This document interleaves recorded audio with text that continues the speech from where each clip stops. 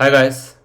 तो आज अपन डिस्कस करेंगे HDFC लाइफ के बारे में और देखेंगे कि क्या ये शेयर मल्टीबैगर शेयर बन सकता है।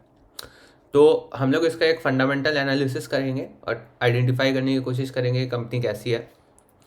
तो स्टार्ट करने के लिए मैंने खोल लिया है तिजोरी फाइनेंस, क्योंकि यहाँ पे बहुत सारी इंपॉर्टेंट इन्फॉर्मेशन मिल जाती है। तो let's start with the share price. आप देख सकते हैं कि HDFC लाइफ का जो शेयर प्राइस है वो अभी तक टॉप परफॉर्मेंस रहा है in terms of return if you compare it with other listed, बाकी लिस्टेड लाइफ इंश्योरेंस के साथ, जो कि ICICI और SBI है। नेक्स्ट अपन लाइफ इंश्योरेंस सेक्टर में मार्केट शेयर का डिस्ट्रीब्यूशन देखते हैं।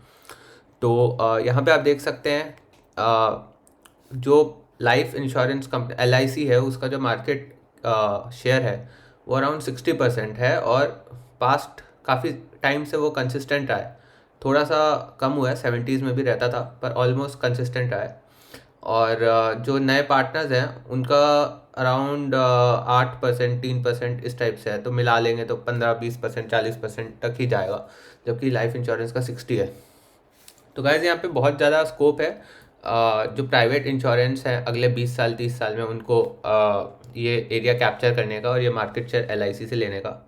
जैसे कि आपको पता है सरकारी कंपनियों की सर्विसेज कैसी होती है, तो कंपैरेटिवली जो आपने आज से 20 साल पहले बैंकिंग में देखा था जहाँ पे पूरा डोमिनेशन था प्राइवेट SBI का और जितने गवर्नमेंट बैंक्स हैं उनका, लेकिन कैसे उस पूरी इंडस्ट्री को एक वैल्यू माइग्रेशन करके प्राइवेट बैंक्स ने बदल के रख दिया। आज कहाँ HDFC और ICICI ऑलमोस्ट 50% मार्केट शेयर ले चुके हैं इन प्राइवेट बैंकिंग। वो सेम चीज़ आने वाले 20 साल में we can see in the insurance sector. और यहाँ पे अगर ये इंडस्ट्री का साइज़ अगर सौ रुपये भी है, 100 रुपये है एज एन एग्जाम्पल, तो अभी उसमें से 60 रुपीज़ लाइफ इंश्योरेंस ले जा रहा है और प्राइवेट वाले 8-10 रुपये ले जा रहे हैं। तो ये 60 तक इसे अगर पहुँचाएंगे तो 6 गुना ग्रोथ तो सॉरी 10 गुना ग्रोथ तो ऑलमोस्ट ऐसे ही आ सकती है। Then business margin. दोस्तों बिजनेस मार्जिन का मतलब होता है कि जो कंपनी के रेवेन्यूज़ हैं और कंपनी का जो खर्चा है, एक्सपेंस, उसके बीच में डिफरेंस कितना है, बेसिकली प्रॉफिट कितने परसेंटेज का है। तो HDFC लाइफ यहाँ पे सबसे आगे रहती है, सबसे it is better than others in this comparison. तो यहाँ पे HDFC लाइफ ने अपने मार्जिन्स को कंसिस्टेंटली मेंटेन किया, बढ़ा के ही रखा है। लेकिन आप जुलाई 19 से देखें तो काफ़ी कंसिस्टेंट है, 25% के आसपास, जबकि बाकियों के मार्जिन्स काफ़ी कम है।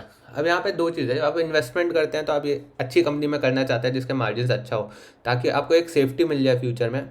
और अगर कोई ऊपर नीचे होती हैं चीज़ें तो इसके पास 25% मार्जिन है तो ये नेगेटिव में ना जाए, मतलब कंपनी लॉस में ना जाए। तो this company has some support, जबकि बाकियों का मार्जिन कंपैरेटिवली कम है। तो ये अच्छी बात है इस कंपनी के लिए।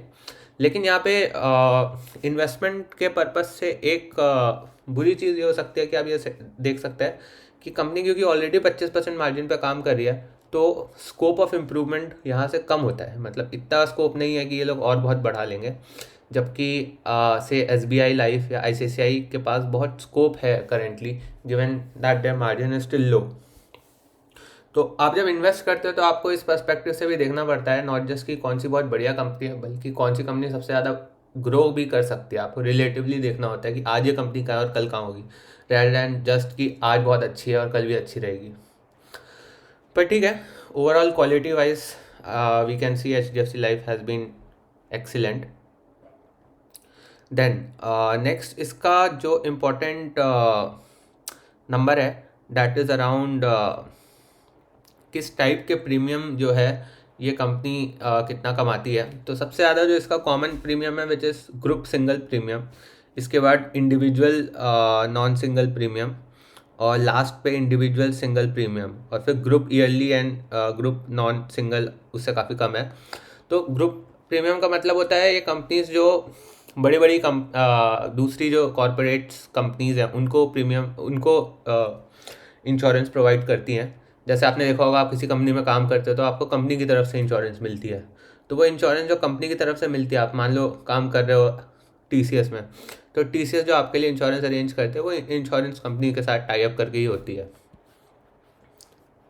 देन और थोड़ा एक्सप्लोर करते हैं ट्रेजरी फाइनेंस पे, कुछ इंटरेस्टिंग मिल जाए।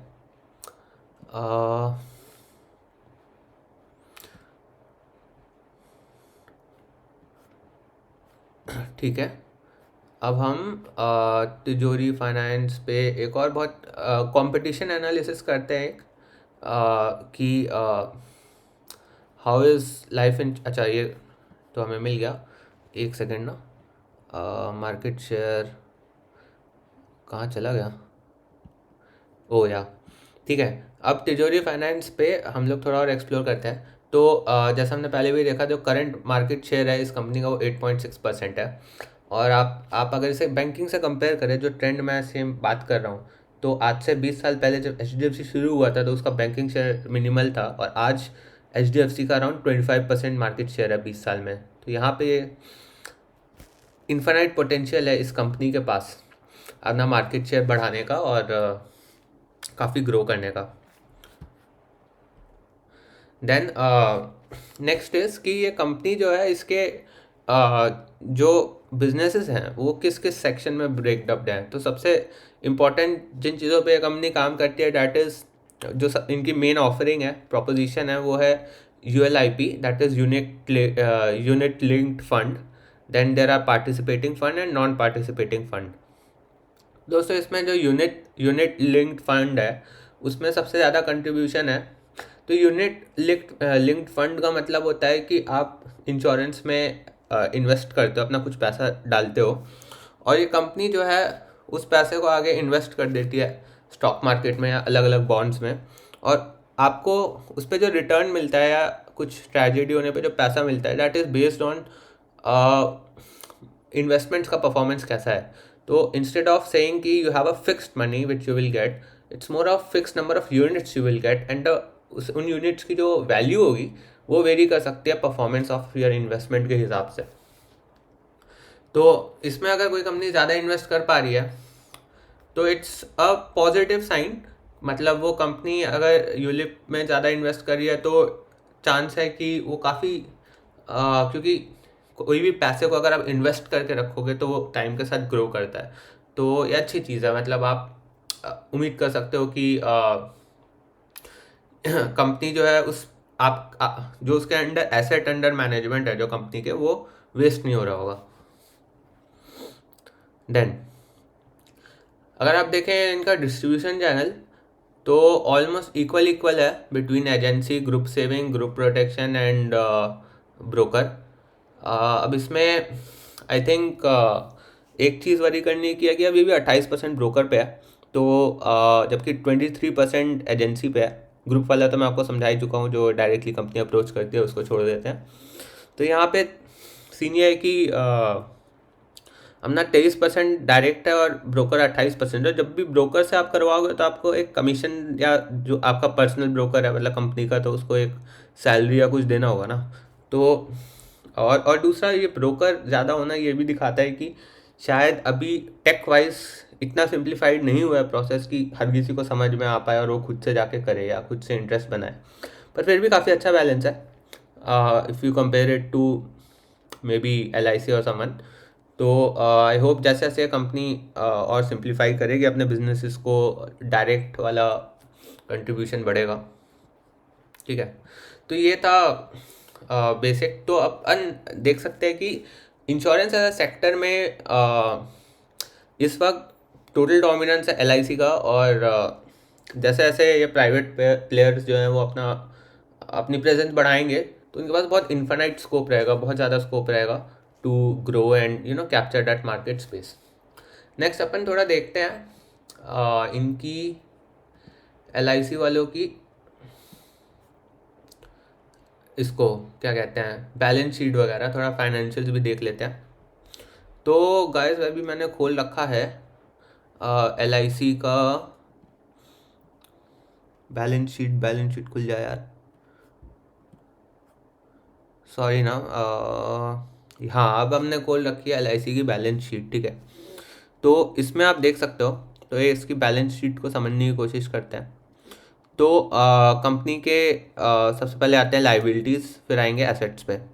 तो कंपनी के जो लाइबिलिटीज़ हैं, तो लाइबिलिटी इनकी जो सबसे मेन लाइबिलिटी होती है दैट इज़ बेसिकली इनकी सबसे मेन लाइबिलिटी होती है प्रोविजंस। तो प्रोविजंस का मतलब होता है, जो कि यहाँ पे है, प्रोविजंस का मतलब होता है कि आपको कितना पैसा फ्यूचर में अपने लोगों को देना पड़ सकता है, ठीक है, जिन्होंने आपकी इंश्योरेंस ली है।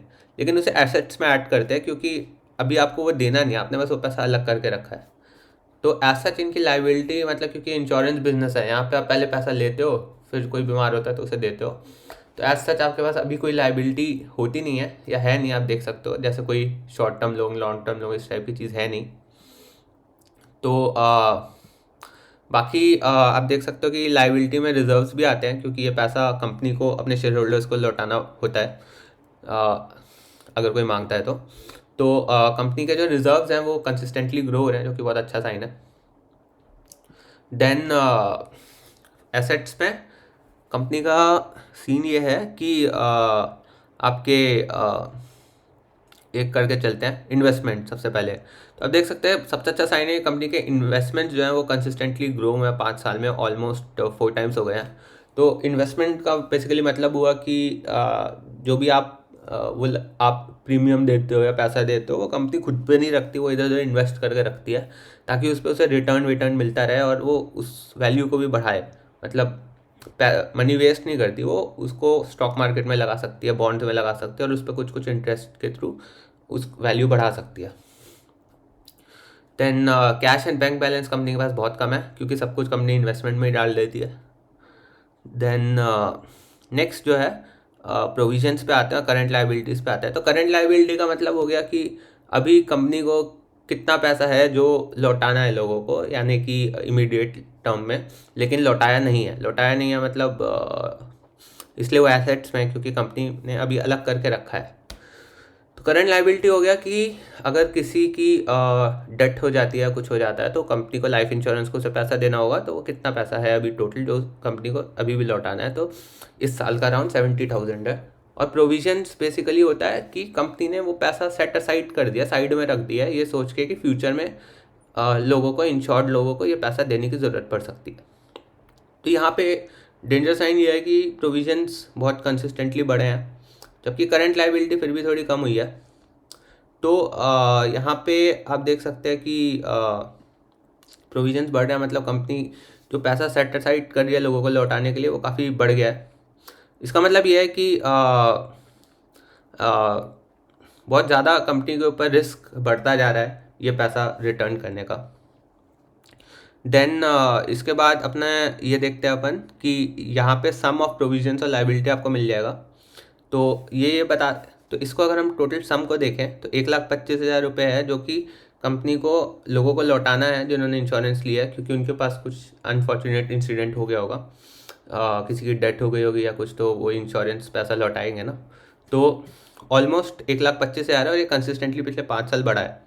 लेकिन ये भी है, जैसे जैसे ज़्यादा लोग लेंगे तो आपका लाइबिलिटी बढ़ती जाएगी और प्रोविजंस भी बढ़ता जाएगा जितने लोग इंश्योरेंस लेंगे।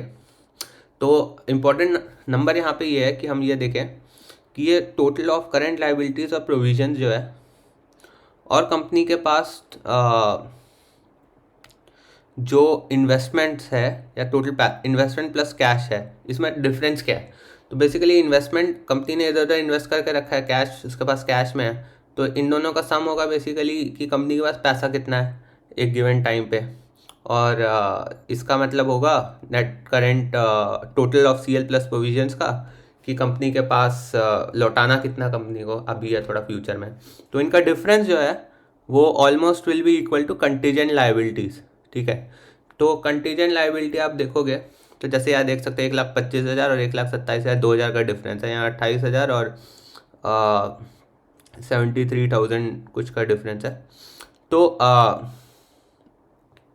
आप देखोगे तो ये आपकी कंटीजेंट लाइबिलिटीज़ जो हैं वो कंसिस्टेंटली बढ़ी हैं, और इसलिए आपका जो टोटल एसेट्स हैं वो भी कंसिस्टेंटली बढ़े हैं, और सिमिलरली आपकी बुक वैल्यू भी कंसिस्टेंटली बढ़ी है। इसका मतलब ओवरऑल तो कंपनी इज अर्निंग मोर, पर ऑब्वियसली लाइफ इंश्योरेंस बिजनेस में देर इज़ दैट रिस्क कि एट एनी टाइम अगर आपके प्रोविजंस और लाइबिलिटीज़ सिग्निफिकेंटली क्रॉस कर जाते हैं दैन योर एसेट्स और समथिंग, तो आप प्रॉब्लम में आ सकते हो।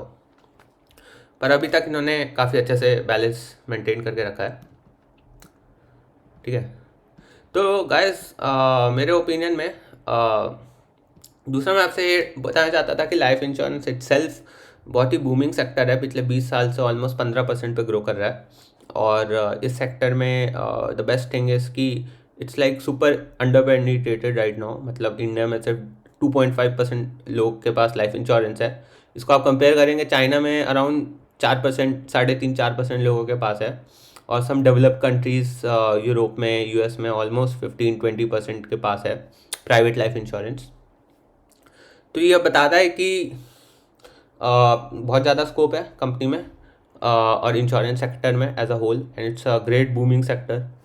तो आप देखें तो अगर ओवरऑल कंक्लूजन में देखें तो 3 चीज़ ही होती है जो देखनी होती है हमें किसी स्टॉक में इन्वेस्ट करने से पहले देख सकते हैं। मतलब पहली हो गई कि कंपनी की सेक्टर का मार्केट साइज़ कैसा है, कितना ग्रोइंग है। तो आपको पता है जैसे लाइफ इंश्योरेंस पिछले 20 साल से ग्रो कर रहा है कंसिस्टेंटली और अभी भी काफ़ी अंडर पेनिट्रेटेड है, तो it is likely to grow at almost 15% अगले आने वाले कई सालों तक। सेकंड हो गया कि market share, current market share structure क्या है और क्या कितना स्कोप है किसी कंपनी के पास वो मार्केट शेयर एक्वायर करने का विद टाइम। तो डेफिनेटली यहाँ पे प्राइवेट प्लेयर्स बहुत नए हैं इस सेक्टर में और सारा मार्केट शेयर LIC ले रखा है, तो बहुत ज़्यादा स्कोप है।